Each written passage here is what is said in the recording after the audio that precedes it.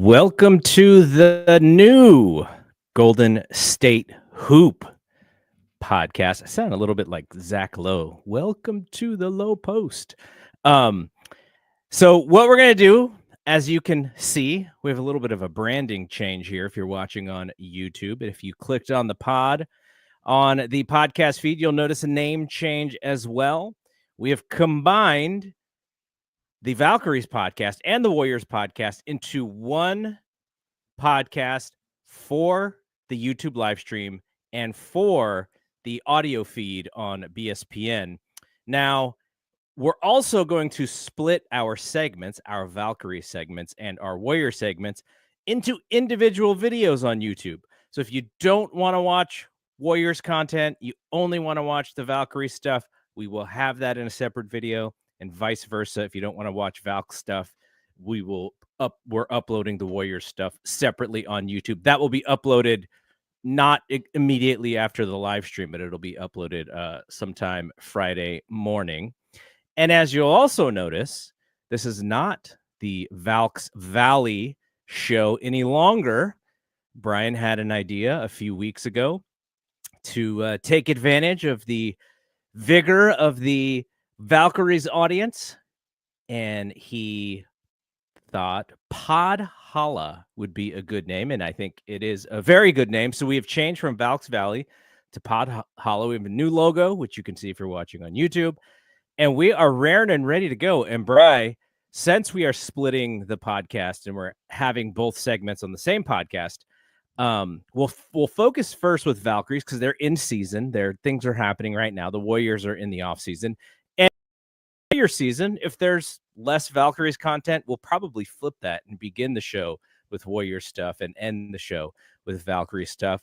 So are you ready for your very first Pod Holla segment? Yeah, let's do it. All right. You've been on this one, which is if the Valkyries make the playoffs, and more than likely they will be in the bottom 4 seeds if they do make the playoffs. And they're looking good right now, by the way. They're looking strong, and they're right there. There is a possibility that the second game of the first round series, which is a 3-gamer, will not able to be at Valhalla because of the Laver tournament, or whatever the tennis tournament is, that Chase Center is hosting. Sounds like it was a deal that was signed even before the Valkyries were in existence, all the way back in 2023, and it looks like they may be the tournament will not have started yet, but they'll be putting the courts together and everything. So it looks like the Valkyries may be pushed out of Valhalla for their 1-game first round series that they will host. Bummer, but yeah, it sounds like it was something that was agreed to, before they even had a WNBA team. So it's kind of hard to be like you shoulda, coulda, woulda. But definitely, like, feels like a strong point for the entire. And they keep hammering it on the broadcast is another sellout, another sellout, another sellout, another sellout. Just feels unfortunate that a WNBA team for their playoffs will not be able to play in their home arena. And I understand that it was probably much worse in years past for other WNBA teams. Like I think the Valkyries are very fortunate to have fallback options that are still pretty good options. I remember AT saying that, like, at the Mohegan, when they were practicing for the playoffs, they had to share the court with like a kid's birthday party or something like that. So just like at least the Valkyries still have like Oracle, or what is it called now, Oakland Arena or something, and then the SAP Center to potentially fall back on. So that would be pretty cool. Either location. I think we maybe talked about this a couple months ago, and it's kind of a cool idea to get back into the original Oracle Arena. That I think that would be electric. And then also just, if you do it in San Jose, like a guaranteed sellout. I think guaranteed sellout across the board. What's the seating look like in like seating availability in they're all pretty much similar. I think I want to say Oakland probably holds about 1,000 more. So if you're talking like 18 in San Jose. You're talking about 19 in Oakland, and I think Chase Center is like probably right in the middle of both or something. So there'll be enough seats. Yeah, sellouts will happen regardless, but still a little bit of a bummer. But not. Do we know why Oakland is not just the place? They have said from the beginning their home office is in Oakland. They are an Oakland and San Francisco team. Why wouldn't they just play in the Oakland arena unless something has happened to that venue and I don't know if it's not good enough anymore, but the Warriors played there until 2019. I'm trying to think if there was like a Globetrotters thing there. Like I've got to imagine it's still available, but I don't know. Is the SAP Center, is it better? The SAP Center is newer. The SAP Center is easier to get around. The Oakland Arena, like when you're walking out in the concourse area, like it kind of gets really thin in moments, so it creates a lot of traffic. I was just there, I want to say 2 years ago, and it's the same as it ever was. It's not a modern NBA arena, so I don't know what the reason would be to not go there, especially if you're calling yourself a San Francisco and Oakland team because of the roots. Like that's how they sold it to us. Remember when we went to that talk with Ohema and they were talking about the Oakland San Francisco thing? They wanted roots in both areas, so it doesn't make any sense to me to come to San Jose, even though for me that'd be great because I'm 10 minutes away from the SAP Center. But it just seems like Oakland is the easy win. I'm not sure why they just don't say that it's going to be in Oakland. I agree with you. I just wonder if, TK in his little article made it sound like it's more than likely going to be a piece. Wonder if there's conflicting events at Oakland, or I mean, it's not like that place is booked. Joe pulling them out of there. I don't know. Maybe there's beef with the owners of the arena and Joe doing his own thing. Maybe there's like, screw you, man, we're going to charge an arm and a leg. I have no clue. Yeah, I don't know what the reason is, but so your video is really bad, so you may need to duck out and I'll kind of keep it going until so go ahead. So Brian's gonna refresh his browser or whatever he needs to do. Sorry y'all for the first few minutes of the live stream. Those on audio will not have heard it because we'll be able to grab different audio. The ghost of I always forget how to pronounce that last name. The Levy Center. I don't even know what the Levy Center is. Let me look up the Levy Center. So the Levy Center is in I guess, what is it, in Santa Clara? So it's a Santa Clara indoor basketball arena, but the capacity is so much smaller than so you're talking like 5,000, at least as far as the numbers that I'm seeing, compared to the 18,000 or whatever that you'd want to pack the Valhalla or Oakland or the SAP Center. So I just think it's a little bit too small. So the other option that I heard was Sacramento, but who wants to go to Sacramento to watch a Valkyries game? Like, they're completely different areas. They're not a very easy drive. If you're thinking about, like, let's say, I don't know what day that game would be, but if it's a Tuesday night and let's say that it's a 7:00 start, how early would people living in the Bay Area have to leave to drive out to Sacramento and not hit traffic? Like, that sounds like a terrible idea. So I hope Sacramento is like the worst case scenario here. And it is literally either Oakland or San Jose, and preferably Oakland. Like, it just has to be Oakland. I don't see why they wouldn't be able to, make some moves to make sure that it is 100% Oakland. All right, looks like Bry is back, and we'll see how his audio and his video is. Is it audio lagging or both? Both. Man, it is both. What I was basically saying while you were out was Sacramento seems like the third option, I just think that would be a disaster. Who Oh, wants to that would be drive out to terrible. Sacramento on a weeknight? Leaving, what do you have to leave? 3:00 in the afternoon, and you'll still get hit crazy traffic. That just sounds like an awful idea. Yeah, nothing against SAC and their WNBA fan base, formerly the Monarchs over there, but I think the majority of your fan base is in the Bay Area. Yes. Yeah. 100%. So the other kind of story going on in Valkyries land, of course, the very important playoff positioning here.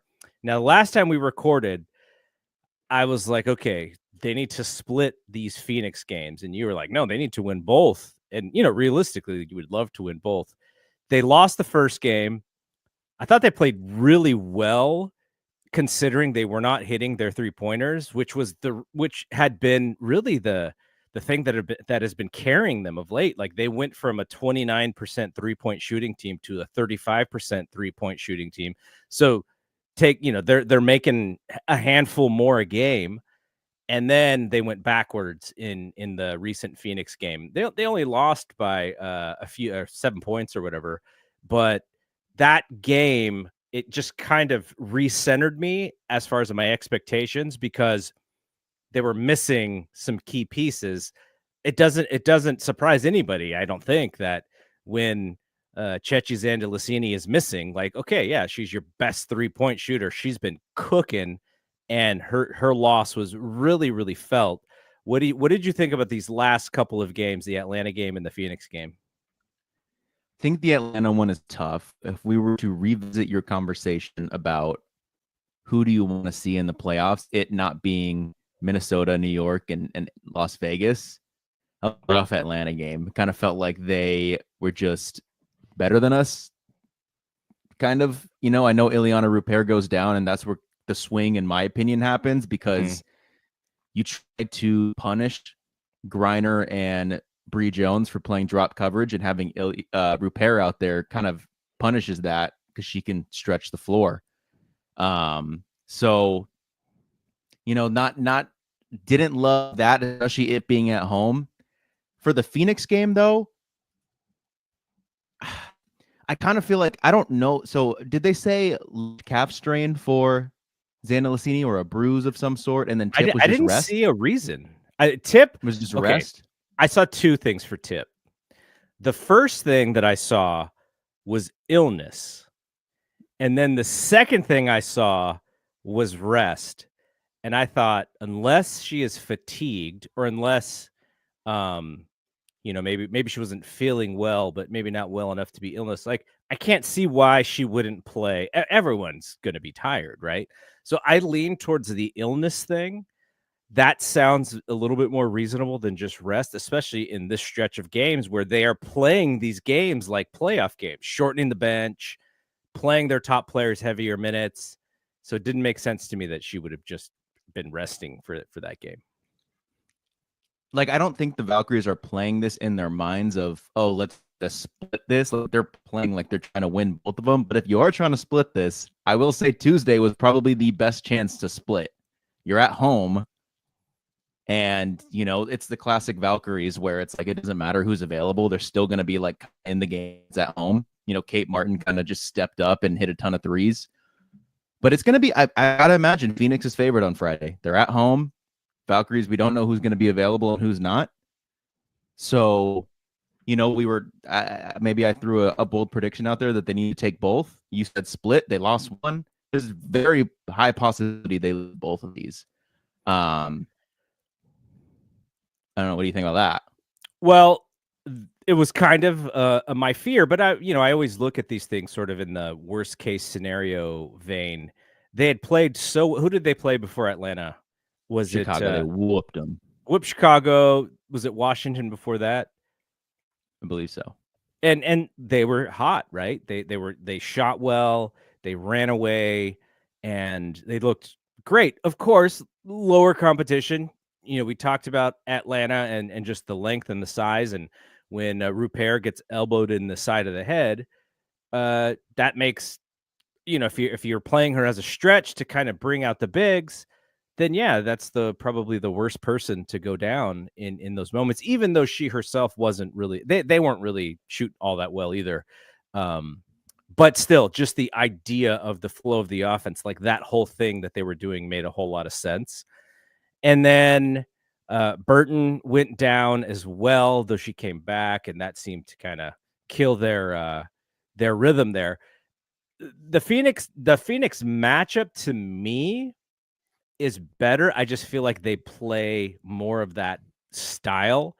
They can play. Their style fits better against Phoenix. The Atlanta game, they kind of got beat at their own game with the 3-point shooting, where Atlanta was just taking advantage and hitting clutch threes. And you're like, okay, if we're not making threes, we're not going to, this outcome is in doubt, or this outcome is unsurmountable. The lead is unsurmountable. But the Phoenix game, I always kind of felt like, okay, if they could just make a run, we can do it, because the Valkyries play a very specific game. They slow it down. If they can rebound, then they control the ball. Phoenix is kind of up and down, and they kind of stunt Phoenix a little bit. But again, if you're missing so many players, then it makes it a little bit harder. I see there's like a difference in opinion on how well Kate Martin actually played the other night, because she had to play heavy minutes, and a lot of people were like, she's shooting, she's killing it from the outside. I think she's like 4 of 11 or something.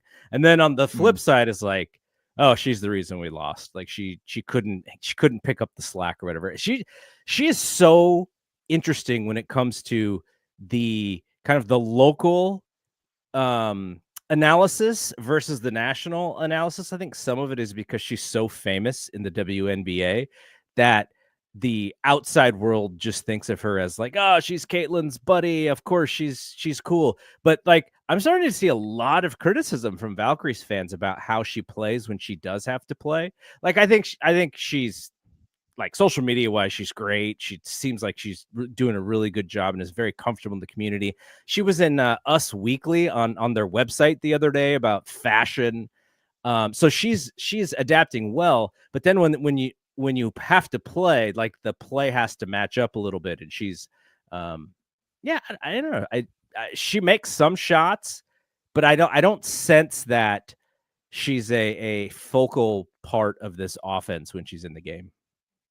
Yeah, I mean, and I think we've stated multiple times, like, I feel like every week we've actually kind of talked about her now. But we like her. We're fans of her on this show, but I think she needs to perfect that role of coming in, hitting a couple threes, and going out. It kind of felt like it feels like as of now, she needs a leash, needs more minutes to be able to produce. Like, in my opinion, I thought she would. I'm not expecting her to be the best player at any point in the game, but even though maybe the 4 for 11, you said, like, that's not great from the 3-point percentage, but I think that's over 33. So, but barely, but I think she's not like this super talented offensive scorer, right? It's really just the 3-point shot. There's no like middies, the driving stuff is kind of hit or miss. It's really just the 3-pointers. So if she can just come in for spot minutes and just be able to hit a couple threes, like, that's not to put a ceiling on attacking your player, but I feel like, she's a 25 or 26. I think that's probably going to be her game in order to stick in rotations. Like, I think she could be in playoff rotations if she could come in and a couple of those threes and go out. But when you expect more, I'm sure like any other role player, the flaws start to like appear a little more. What'd you think about Phoenix, though? Because like you said, it seems like we kind of match up better against them, whereas I'd argue maybe they're more talented on paper than Atlanta, but, because they have Satu, Ka, and of course AT. And I think that was the first time we saw the Valkyries played against Ka last night or 2 days ago, unless I'm mistaken. I thought she was, I think she finished maybe like 9-19, but I thought that she was cooking. But I just checked right now because I was going to make a statement, but I wanted to have the facts. And actually turns out I'm wrong. It's their 3rd in defensive rating, but I kind of felt I wasn't that impressed with them defensively. And maybe that's Valkyries being at home, so they just always feed off the crowd and they're able to hit shots. But I Some thought of that it they is were just able their pace too, right? Because they slow the game down. Yeah. And they offensively they slow the game down so the other team, they can't just get out and run constantly if you have one team slowing it down a little bit. But the other thing is they play such great team defense, and Veronica Burton has been fantastic at just stopping the ball as much as she can. And the thing about going back to the Kate thing for a second, the one thing that I liked about Kate earlier in the season is that she was trying to do some things that were a little bit of like a slick basketball player who maybe is a little less athletic would do. So you saw a lot of pump fakes. You saw a lot of like, fakes here and there with the basketball where she would actually get a little bit of space, and sometimes she would finish and sometimes she would not. Now it feels like she sees herself clearly as a corner 3-point shooter. And if she doesn't get those shots up, she's not doing her job.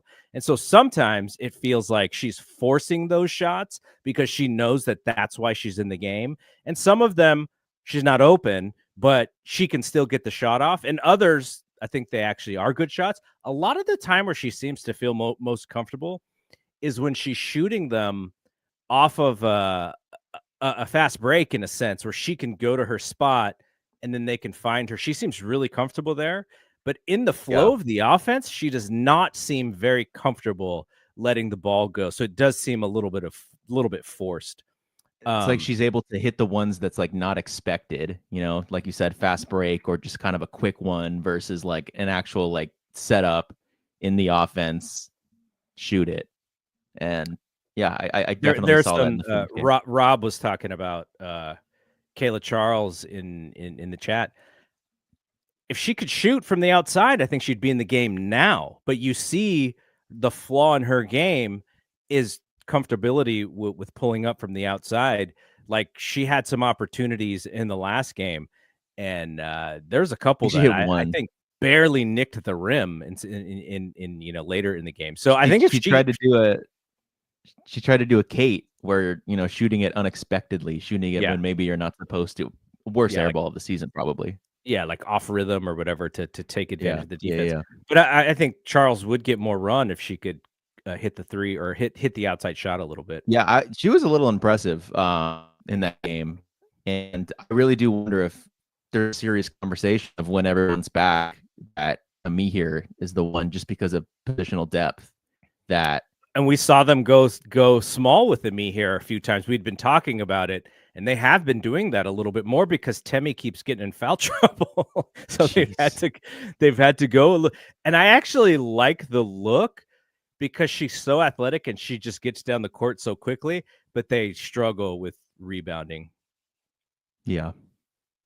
That's the things when you go small, of course you're not going to get the rebounds. If they don't rebound, they cannot get into their stuff, and kind of seems like where the game swung is like a combination of looks aren't falling. Then when Phoenix would miss, they just get the offensive board and it's deflating.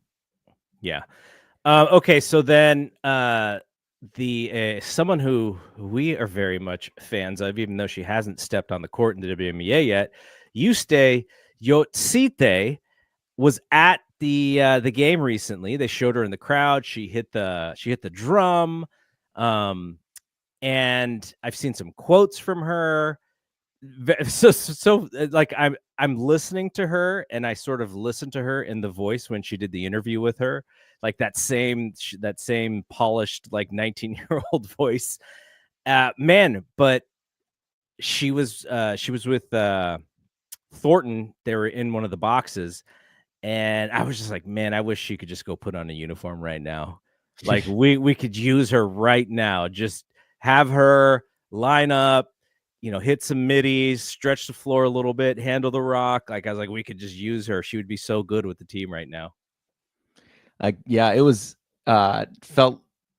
She even said on the interview that at some time in August is when she would come over and I don't know, get introduced to the team and watch a game. So I think it's cool in retrospect that you see all these quotes about her out. Some of it's just stuff from that we already asked her about from our interview of like, it's like I already knew that because we already talked to her about it. But some of the stuff where she's saying she's been watching the Valkyries, I think that's pretty cool considering how busy it seems like her schedule's been after training for Eurobasket and then Eurobasket and then maybe taking a week or two off after Eurobasket, and now she's here. Like she's been keeping up with the season. She actually also posted like a video today, like one of those off-season workout videos, and I think there's a clear emphasis on strength and lift weights, which she talked about in our interview. Yeah, so exactly what she said. Super exciting because I think she looks a little like, slimmer, and then you see like the women in the WNBA and they seem like more built. So I think that's a good thing to be focusing on. She's still so young too. Yeah, she's 19 years old, and my 19 physique versus what my physique is now is probably completely different. I don't know if it's good or bad, but it's completely super excited. It's going to be so fun, and that's what's so great about this team is being so early and being there at the beginning. I imagine, and we've talked about this before, and we'll talk about this more during the offseason, but what the roster looks like next year versus what it looked like this year, and with the free agency and the WNBA and with the collective bargaining and with all that influx, just knowing that she is going to be on the roster next year, that is that is something that you can look forward to and go, okay, like we can look forward to that. She's going to be there. One more thing before we get to the kind of the playoff positioning here. What do you think of Carla Late's aggressiveness? Like I'm starting to see, she's always aggressive. Maybe confidence is the better thing. Her early in the season, her outside shot was just, she couldn't find it. Now she's finding it more. She seems to be a little bit more comfortable. She's even getting the minutes alongside Burton. They're playing the 2-point guard look a lot lately. She still has the same issue. She's also very young. She gets bumped all over the court. But having two ball handlers seems to work well. And if she can actually shoot it, I think it's amazing. But I do like seeing her play with so much more confidence and seeing the results of that ball going in.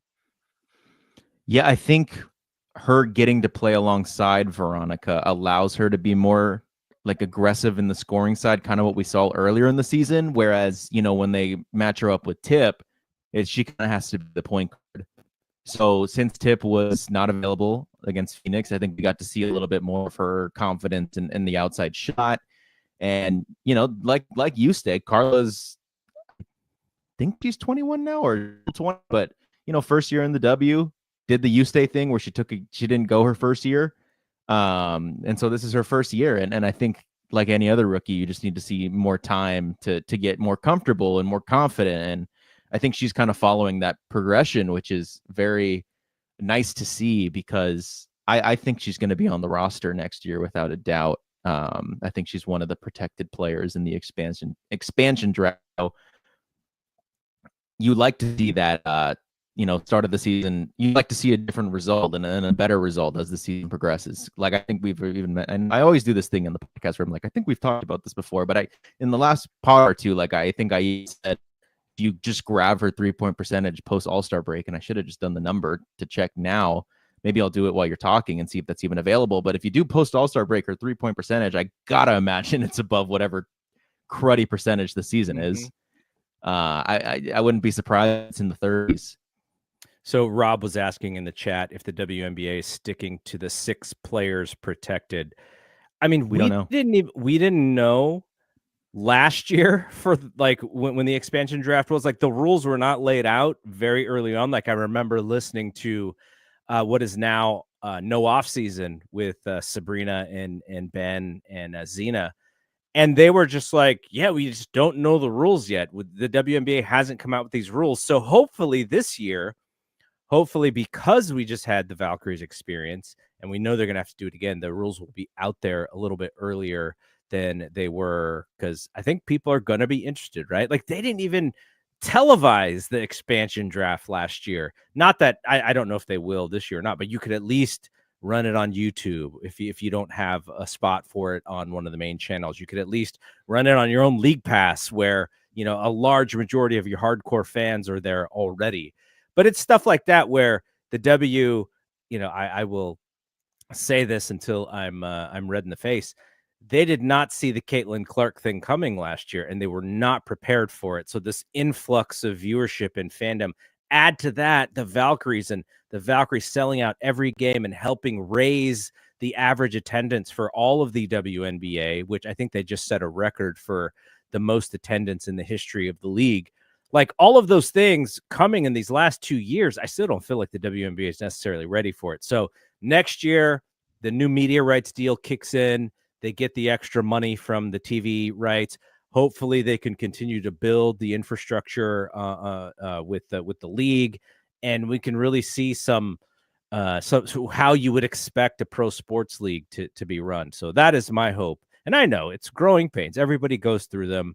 There's been such little support, I would say, for the WNBA previously, but now people see that the possibility of their investment coming to fruition. So now they're all interested, but it's like, man, you know, we could have been building this infrastructure. You could have seen like college basketball and Paige. Like we knew Paige was coming like 5 years ago. Like if you were watching women's college basketball, but just the fact that they weren't ready for Caitlin is kind of mind boggling.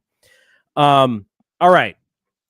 Let's talk a little bit about the playoff situation here. So I think this is right. I think I have the most updated, but I think the Valkyries sit 7th, one half a game above Seattle, who's kind of fallen a little bit, and they are a full game behind Indiana. The Aces have kind of distanced themselves, and you kind of wonder if the Aces are going to get into the top two, the top 3, top 2. They've been so hot of late. What do you think? Do you think we still have to worry about the Sparks and the Mystics? It would have been nice if Paige's 44 points could have closed out the Sparks the other night, but it did not. Kelsey Plum, no thank you, Kelsey Plum. But where do you see them? They got the game with Phoenix coming up again. That is going to be a tough one, but 7-8 seems doable. I'm just complete because of Bay Area sports right now and how the Giants just fell off the face of the earth. I'm kind of waiting for the possibility of that happening. I don't want to be surprised, but at the same time, I'm kind of confident in the way that this team is playing if they could just stay healthy. I don't think you have to worry about Washington. They are, what is it? Where are the games back? 16 and 19. They are full 2 games back from the Valkyries. The Valkyries also hold the tiebreaker for Washington because I think we've beaten them all 3 times. I don't know if they play again or not, but yeah, just looking at it, I don't think you have to worry about Washington. They're also down 11 going into the 5th quarter against Connecticut right now. I don't think LA's done with yet, although, like, say the Valkyries lose against Phoenix and LA wins their game, the Valkyries hold the tiebreaker, so they'd still be ahead of them. Mm-hmm. So I still think that having that tiebreaker is going to be very nice to have down the line. Seattle, of course, is for sure still a threat, only being half a game above Seattle.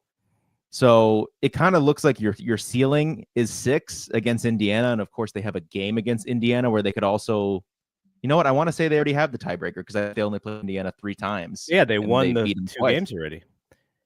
So I think you are just looking at 6 to 8.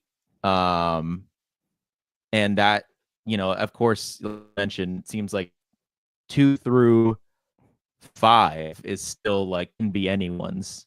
Can be like you could Vegas is 5 right now. They could end up in 2 by like tomorrow.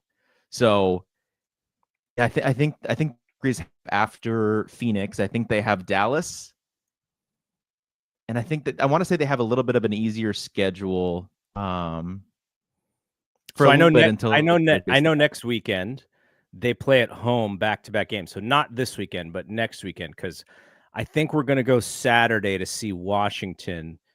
Sunday they play back-to-back. Sunday is Caitlin if she's back, and I would love to go to that game, but Sunday night's a little bit harder.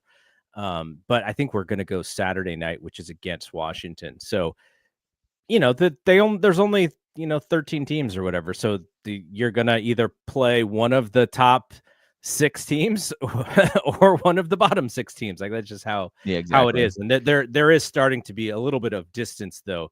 If you look at, about the top 5 are really kind of creating some distance between the bottom 3. So Indiana, Golden State, Seattle, and the Sparks. There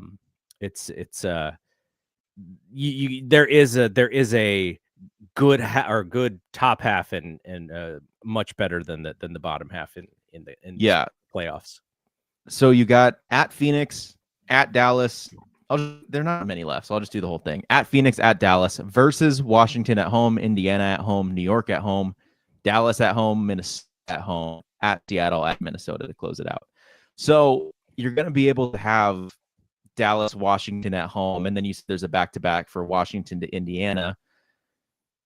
Wouldn't surprise me if they won out all those games, depending on the result against Phoenix. If they win or lose Phoenix, then you have Dallas, Washington, Indiana. But then you do New York, and New York's going to be playing their butt off because if you look at that 2 through 5 right now, it being anyone's game, and then you get Dallas at home, and then I might have mentioned this not that long ago, but you wonder, considering Minnesota's completely distanced themselves, if any of those 2 Minnesota games at the end of the regular season, if they just like damn near forfeit and just put out some of their reserves because they want to give the starters rest heading into the long postseason or just the postseason.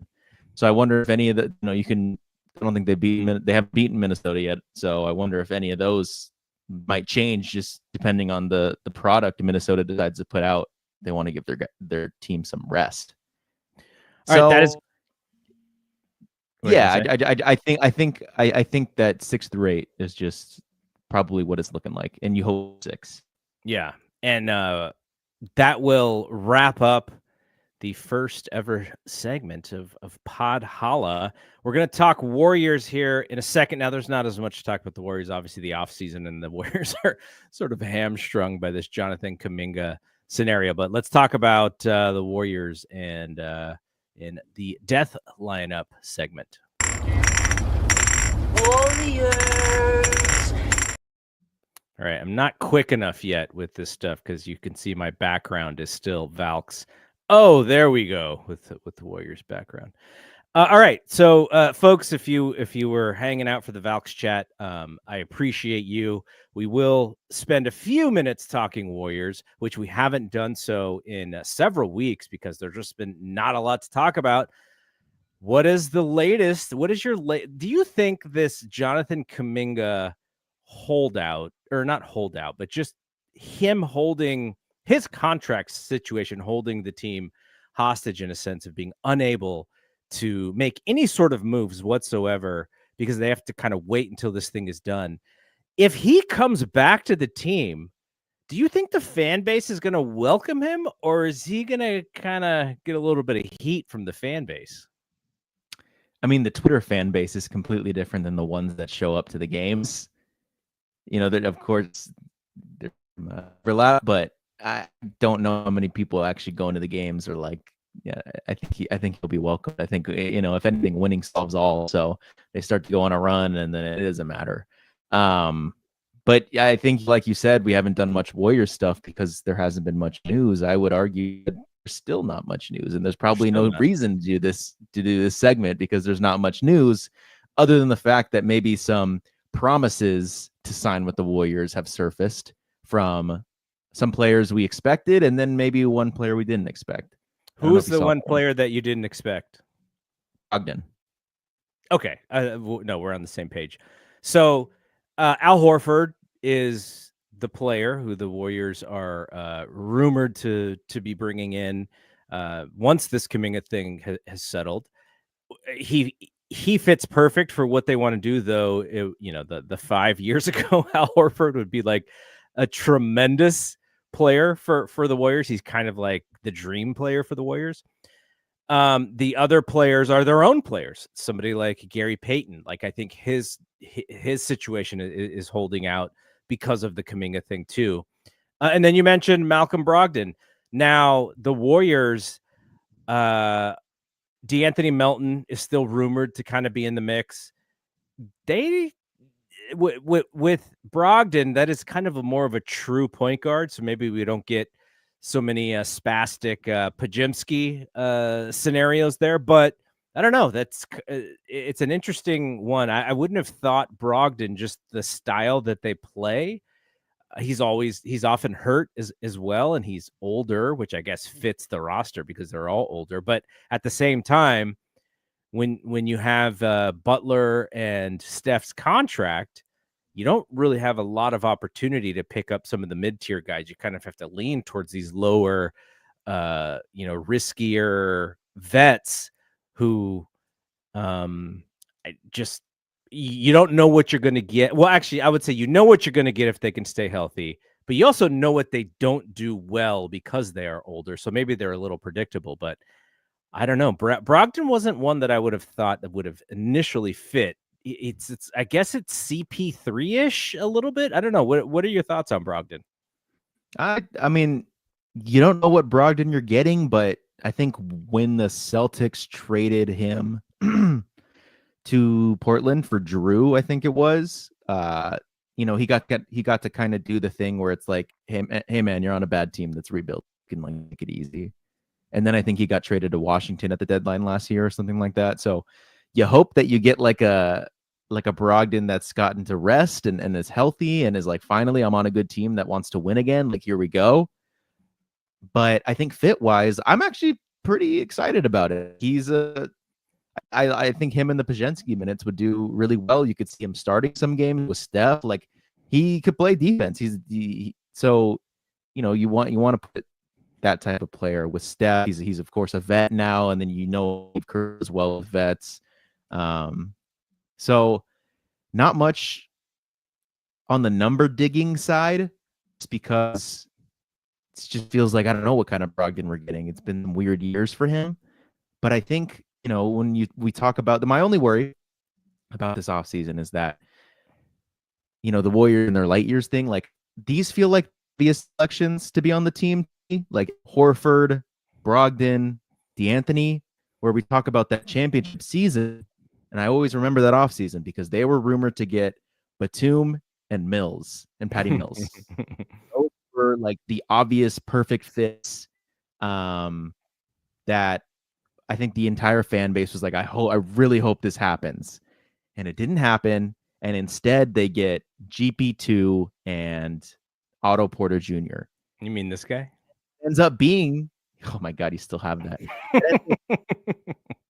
What the better ends up being, they won a championship. Otto Porter had very big games, very big moments in the regular season and the championship.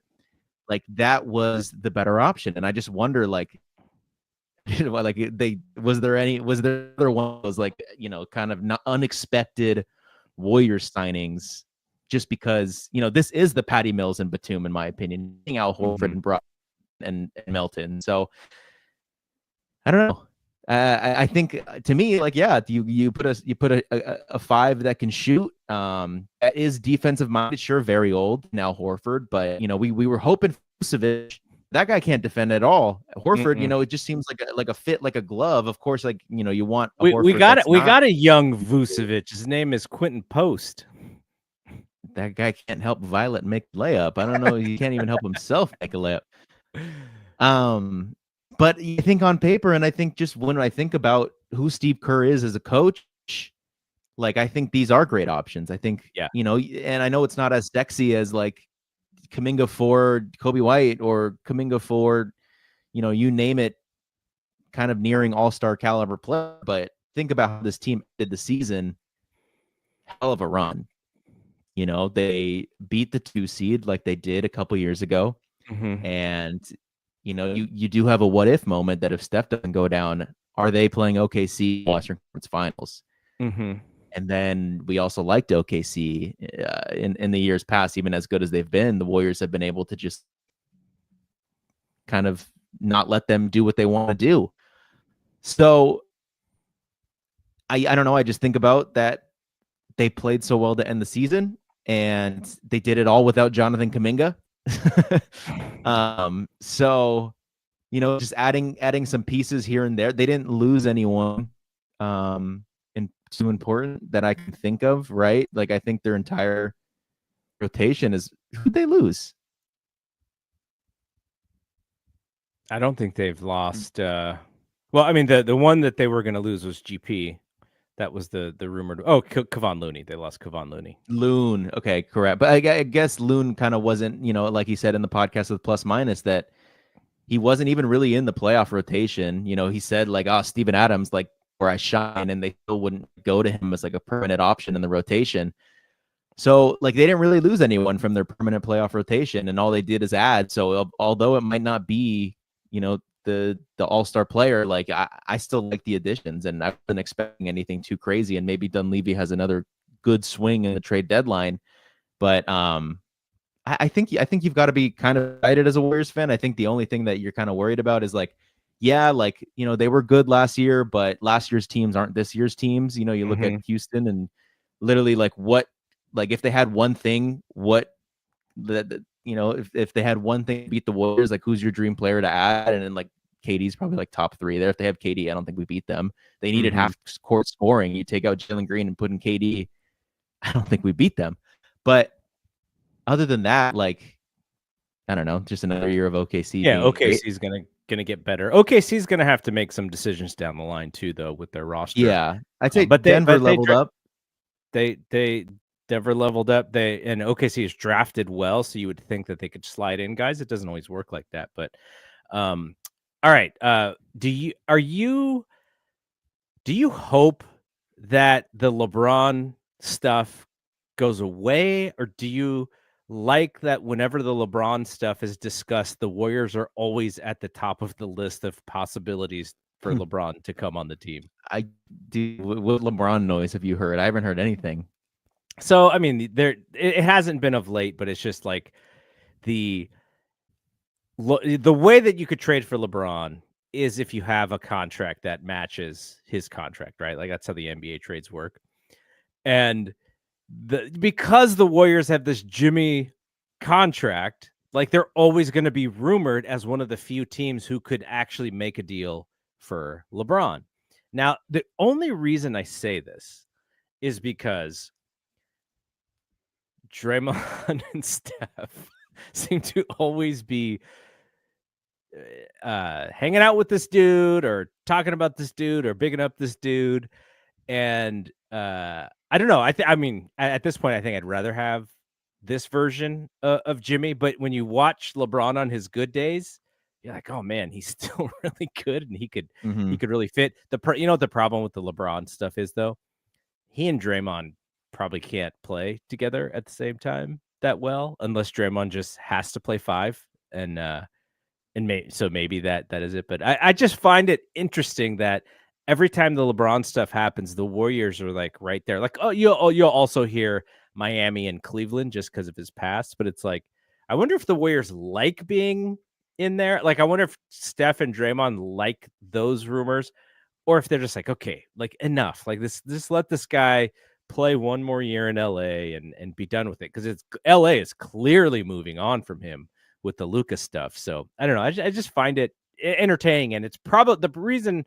It's probably because, like you said, there's no talk going on right now because it's the off season, and the Warriors David Aldridge gave them incomplete on their off season because they haven't done anything yet. So, all right, last thing here. I think you'd rather be in the conversations than not.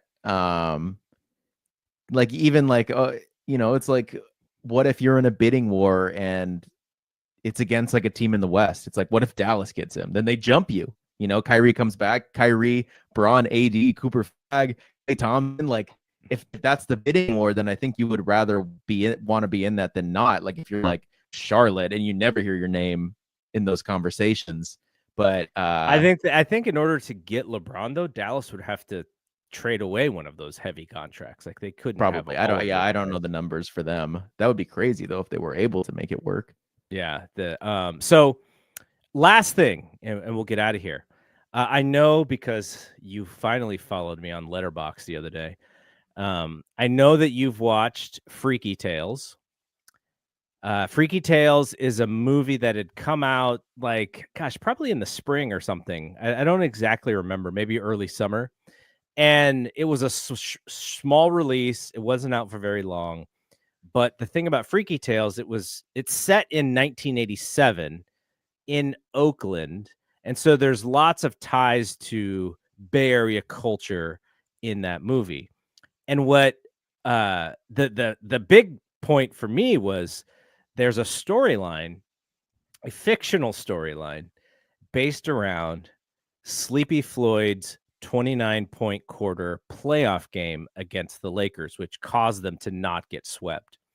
The Sleepy Floyd is Superman, as Greg Papa said on the broadcast in 1987. And so I watched the movie. The movie's like built for me. Like I was catching all the little nuggets of culture and stuff from back then. Though I did catch a faulty one.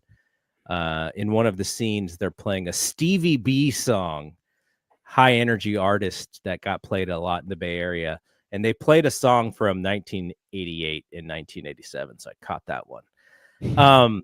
But it made me think, and because I was thinking about post championship, so post Rick Barry championship, and then they went to the finals back-to-back years. I don't think anybody in the chat probably saw those, but I since that time frame, I think the Sleepy Floyd is Superman game was kind of like the Warriors fans, like the closest thing to a championship.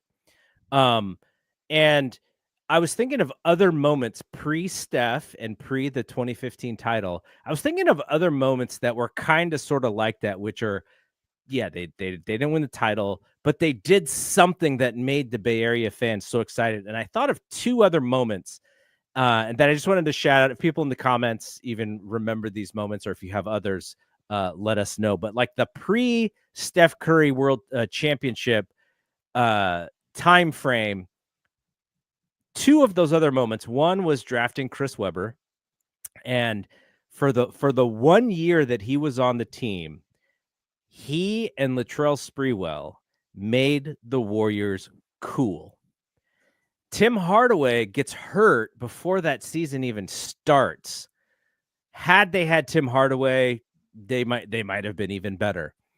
But really, Sprewell is all NBA. We know what happens with Sprewell only a couple years later. I mean, I saw Sprewell at Evergreen College. The Warriors were in San Jose for a year, and so they were practicing at Evergreen College, and me and your uncle went out there. And so there's a bus, the Warriors bus, and you got all these fans, and you see the people coming out of the gym. Somehow, Sprewell and a couple of other guys had kind of ducked out another way, so they didn't have to sign any autographs, and they were just on the bus. Dicks. But so that Webber Sprewell team, like that was a cool moment. Now they got beat in the first round of the playoffs. They were not competitive. But at that point, you were like, oh my gosh, Chris Webber, Latrell Sprewell, let's wait for Hardaway to come back. Chris Mullin is still on this roster. They may be good. And then it just falls out the next season. And then the last one, of course, is the We Believe team. Anything pre-Steph, it's those three things for me and my Warriors fandom. If you haven't seen the Sleepy Floyd is Superman game, I think it's on the NBA League Pass. Like it used to be on there. I don't know if it's still on there, but you know, when you go to certain teams and they have like the historic games, I remember that being that game being on there. And then of course the We Believe stuff. It's so hard to find. I think it's because it was like right before the transition from the transition to HD. So like a lot of the video quality is really bad, but you know, people remember that time frame. So yeah, that's it. Warrior, not a ton going on in Warriors land, but you know, once they figure out this Jonathan Kuminga thing, and for my sake, or not even my sake, for Jonathan Kuminga's sake, I hope he gets somewhat of what he wants, because I don't think it does him any favors to be on this roster next year, because Steve Kerr's is not going to play him. Like, it's just not, he's not a fan of Jonathan Kuminga's game. And especially if they bring in all these vets, Is he going to play Kuminga instead of Al Harrington down the stretch of important games? Al Harrington. Al Horford. Al Harrington was on the We Believe team. That's why I mentioned Al Harrington. But for Kuminga, I just hope that they find a nice deal to send him elsewhere. That 2 for 45 seems like that's really the only deal that's out there for him, and that's what he's holding out for. So I don't know. I don't know. It seems like if he accepts that qualifying deal, oh my gosh, he's going to be giving up a lot of money. But he hits free agency, next year. So that, I guess that would be the benefit. Anyways, it's been a very interesting ride with Jonathan Kuminga every single year with Kuminga, and we had our Kuminga watch era from 2022. We had our Kamudi watch era from that time frame as well. And I think now it's just time that he's got to find another team for the benefit of his career, because I want to see him do well. I don't want to see him play poorly. So, all right, that is it from here. Bry's out next week, so I'm going to try my best to bring on Conrado, who I haven't even reached out to him. So surprise. I'm going to try to bring him on and work around his schedule. We'll see. If he can't do it, I'll figure out something else. But because Conrado talks Valkyries and Warriors equally well also. So that will hopefully that works out. But okay, that is it from here. For Bry, I am Double G. We will see you when we see you. Peace out.